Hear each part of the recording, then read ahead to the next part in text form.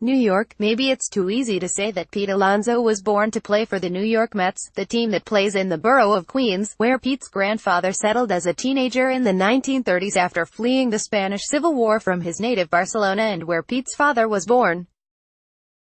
Maybe it's too ambitious to suggest that, just 23 games into his major league career, the rookie first baseman with the prodigious power stroke will be a star, not just because of his production in numbers but in his ability to engage the fans with his energy and enthusiasm. Maybe it's simply too much to expect Alonso to keep hitting this way, bashing long home runs and taking a half swing on a two-strike sinker on the outside corner from Jake Arrieta, and still hitting a 98 miles per hour ground ball past the first baseman for an RBI double, and then standing at second base, pumping both fists above his head in celebration. Just a few weeks ago, Alonso was simply battling in spring training to make the opening day roster, a top prospect after leading the minor leagues in home runs and RBIs in 2018, but not a lock to make the team, especially given how teams often hold players back in the minors to save on service time. But Alonso raked in spring training, and now he has become one of the biggest stories of the first month of the season, hitting .325 with 8 home runs and 21 RBIs. Maybe it's just a wonderful flash in time. Maybe it's the beginning of something big. It's all happening quickly, but I'm definitely taking the time to take a couple steps back and kind of enjoy everything, Alonso said before Tuesday's game at Citi Field. It's a dream to be here, but I'm also enjoying my time here. It's a dream his grandfather won't see.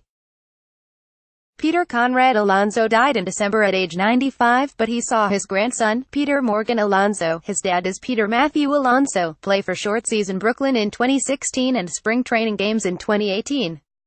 He would no doubt be enjoying the growing legend of Alonso's power. Alonso first showcased that power on a national level with a towering home run in last summer's Futures game, a 415-foot blast with a 46-degree launch angle and 113.6 miles per hour exit velocity. StatCast had never tracked a ball hit that high with that exit velocity. In the Arizona Fall League All-Star Game, he homered off a 103 miles per hour fastball from Blue Jays prospect Nate Pearson. He hit the first pitch he saw in spring training for a home run. Then there was this home run against Atlanta's Johnny Venters on April 11, a 118.3 miles per hour, 454-foot laser to center field that ranks as the hardest hit home run so far in 2019, unmatched power. Flushed face. My dad always says I had a bat in my hands out of the womb, he said. I just love hitting. It's something I've worked on a lot, but also it's something I really enjoy. I mean, it's my favorite hobby. It's a job now, but for me, I love it. That joy, combined with the impressive home runs, is a reason he's already becoming a fan favorite. You see the energy, you see his focus, you see his ability to take pitches the right way. This guy brings a lot to the table. He's calling you at night to try to get in the lineup, Mets manager Mickey Callaway said.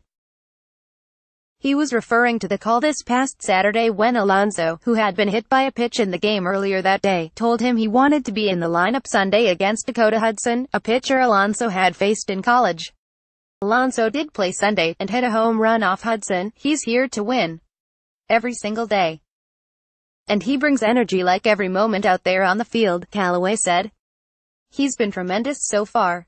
It's fun getting to learn who is and what he's all about. Alonso's setup in the batter's box is a little unusual. He holds his hands low, the bat bouncing listlessly off his back right shoulder like an umbrella waiting for a rainstorm. He does this thing where he takes kind of a checked swing, snapping his hands downward to help create muscle memory. When he does initiate his swing, he rocks gently back and the hands raise up slightly and whip through the zone to unleash some of the best raw power in the game. It's not the setup Alonso has always deployed. When you watch video of him at the University of Florida, his hands are higher, up near his head, and farther from his body, a more conventional look. He had a breakout season his draft year in 2016, but he also spent the season tinkering with his stance. My junior year of college, I call it the 4 stages of Pete, because I had 4 batting stances, Alonso said. In college, because the season is so short, if you go 0 for 6 or something, it means a lot more than it does up here. In other words, a couple of bad games and he might try something different. In pro ball, he soon realized the importance of a consistent setup and approach, being able to play every day. That helps so much. You can't be all over the place. You need some level of consistency, he said. After a solid 36-game debut at Brooklyn in 2016, he struggled at the outset of 2017 for Class A St. Lucie, going 10 for 70, a .143 average.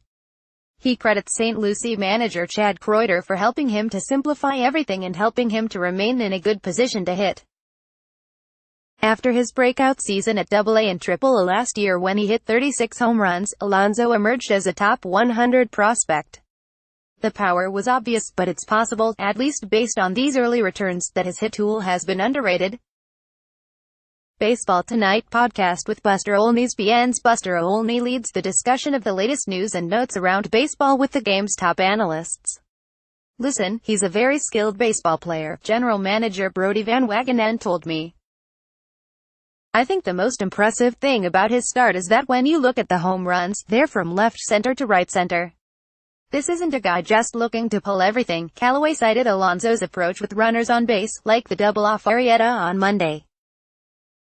I think if a runner isn't in scoring position, Alonso isn't going to take that same swing and look for something to drive and do a little bit more damage, but he has an uncanny ability, when the runner is out there on the pond, to slap the ball the other way if he needs to. As with everything in April, it's early.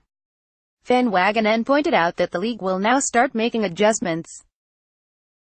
Alonso is also working hard to improve his defense. Callaway has been pulling Alonso late in games when the Mets are leading.